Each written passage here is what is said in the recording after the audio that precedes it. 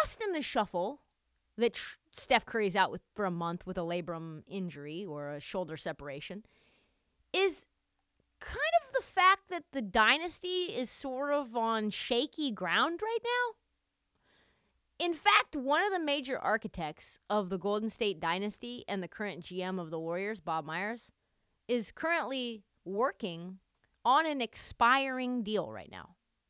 And according to Woj, Bob Myers, two-time exec of the year, has not been renewed.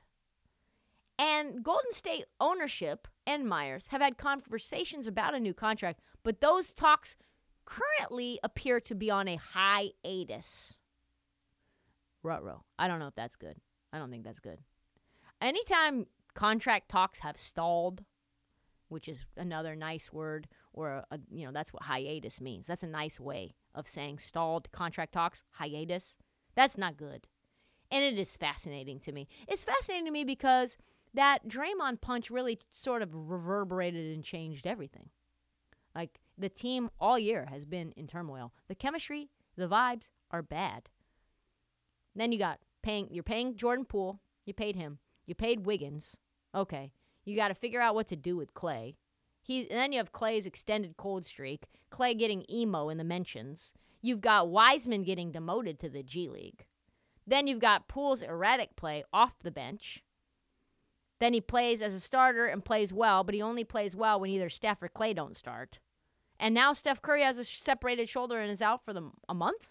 Okay, so what does that all mean?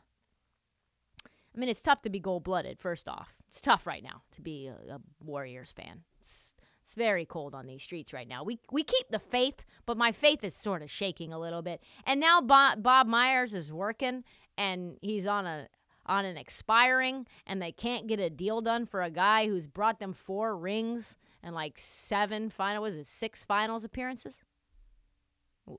What? Now you've got Joe Lacob having to talk to ESPN about it. And he's like, yeah, we love Bob. We really hope he's here a long time. While he simultaneously does not lock up Bob for the future. And so to me, what is this about? It's about $500 million. $500 million that the Warriors face next year in payroll and luxury tax combined for a team that is currently on the cusp of not making the play-in tournament. Is that acceptable? Do you think Joe Lacob wants to do that?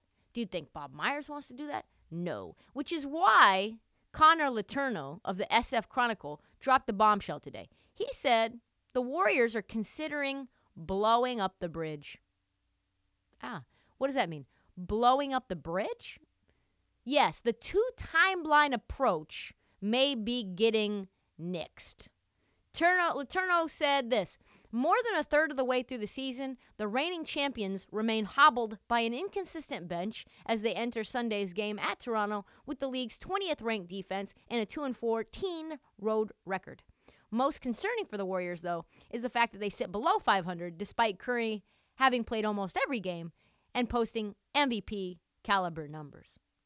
And now that Steph is out for an indefinite period, a month is actually optimistic. The Warriors are staring at a hard number. The number is 48. That's the amount of wins that they personally believe it will take to get into the play-in tournament. Not the playoffs, the play-in game. Due to their 2-14 road record, they would need to win 2/3 of their remaining games to make that number. There's only one team in the NBA that's doing that right now, and that's the Grizzlies. They're the number one team in the West right now. The Warriors, folks, are not the Grizzlies at this point. I hate to say it as a longtime Dubs fan, but right now this team wins about 33% without Curry on the floor.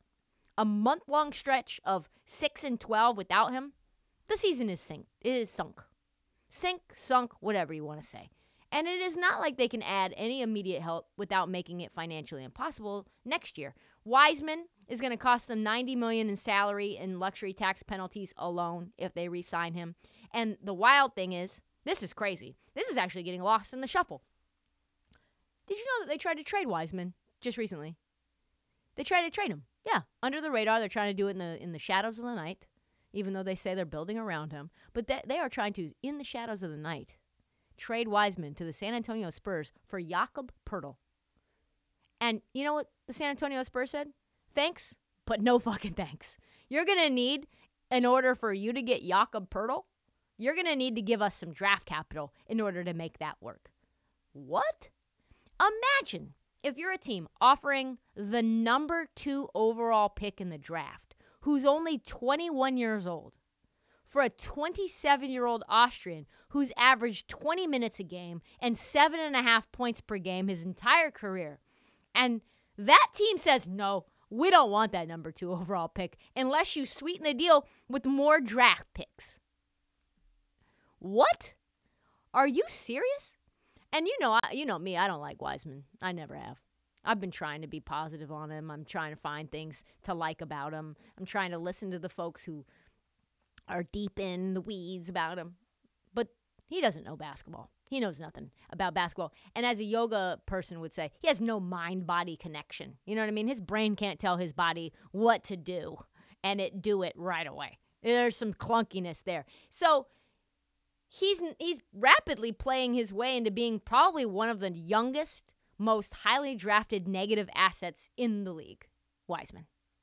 And that is the problem. You have a bunch of young guys that you drafted pretty high who are now possibly negative assets. The guys the Warriors planned on building around, none of them are panning out. Not to say they're not going to ever be good, like Kuminga, I think he will be good someday. But some experts think Kuminga and Moody might be 3 years away from being a starter caliber player. Then at that point, Curry is just on the front side of 40. He'll be 38 years old. The young Warriors, they're not going to do anything. It's just Poole. Poole's the only guy who's going to be able to help the Warriors on their title run. And now that luxury tax bill is coming due and Joe Lacob isn't going to pay to lose and be in the play-in tournament, the question is this: how can you win another chip with the Warriors' big three? Can you? Can you do that? Because if you cannot do that, it might be time for you to think about finding some new people to be called the big three instead of Draymond and Klay. I think Klay will probably take as little money as you need him to because he's been stealing while he's been injured. I don't mean stealing, but you know what I mean. And Draymond, he'll probably end up picking up his player option. But if it all comes down to it, you might need to trade Draymond. You might need to trade Klay. And this is what Bob Myers said about why his deal hasn't been done. My entire focus is on the season and the team. Maybe Bob Myers doesn't want to be in Golden State anymore. Maybe the time has come for him to put together a new roster. Because he's had a great run, and you don't want to end up being Washington Wizards Michael Jordan by the time you start looking for a new job. You need to go out on top. Maybe he thinks, damn, I don't like what I see with these chuckleheads. I don't like that Kuminga, the very first second that the offseason hit, he took the trophy to Africa and missed team workouts when he was specifically told not to do that. If you aren't already stressed, if we Warrior fans are not stressed enough, keep this in mind. No team has ever won the championship and been under 500 on the road this century. Major changes coming for our Dubs. And if it doesn't happen this season, guarantee you, put my beating heart on it, it will happen this offseason. And that offseason might not include the architect of it all, Bob Myers.